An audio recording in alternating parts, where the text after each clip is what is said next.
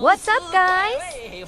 Thanks for checking out my next video on Beyond the Gameplays. Today, we're gonna enter the epic world of Black Myth Wukong Chapter 2.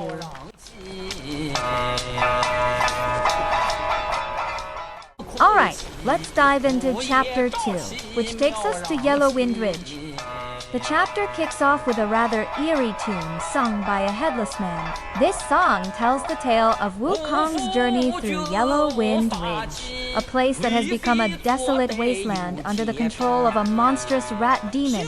Our hero, the Destined One, doesn't start off in the best shape, looking pretty helpless with a bunch of arrows sticking out all over. But fear not, the headless man pulls out all those arrows, setting the Destined One on a new quest to find the second relic.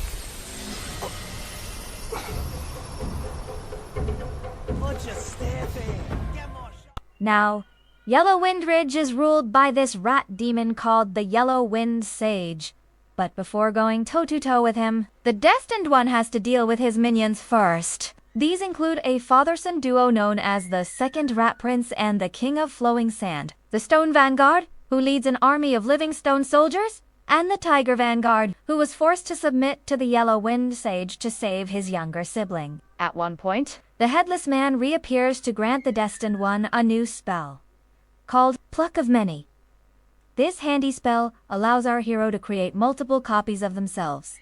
Talk about crowd control. After successfully taking down the Tiger Vanguard, guess who shows up again? That's right, the Headless Man. This time, he bestows another spell called Rock Solid, which lets the Destined One turn into stone to block enemy attacks, with all the underlings dealt with. The Destined One finally comes face to face with the Yellow Wind Sage, who's chillingly holding a giant head in his left hand. But as soon as he's defeated, the head drops, and you won't believe who it belongs to. It's the Headless Man. You disciple, you're a fool. You stole her long spell and snatched the great sage's relic. You even took your master's heed. Just for a short reign over this barren valley.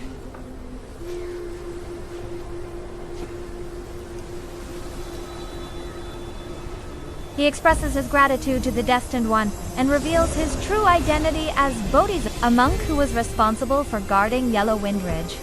Unfortunately, he lost his head when the Yellow Wind Sage decided to reclaim the territory. As a token of his thanks, Bodhisattva Lingji hands over the second relic of Wukong, which the Yellow Wind Sage had been keeping inside his head all along. This second relic turns out to be Wukong's Smoky ear. Chapter 2 then concludes with an animation showing a man rescuing a white fox and taking great care of it. But in a shocking twist, the next day, the fox transforms into a stunningly beautiful woman. From that day forward, they become lovers, living happily for many years and even having 2 children. However, one fateful day, the man returns home to a horrifying scene. Blood everywhere. His entire family has been brutally murdered.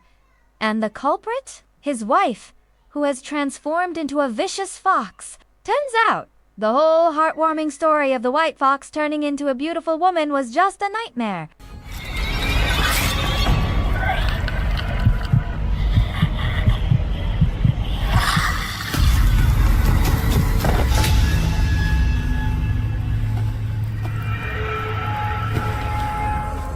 Despite this, the nightmare profoundly affects the man, leading him to a drastic decision. He kills the white fox, using its skin and fur for warmth.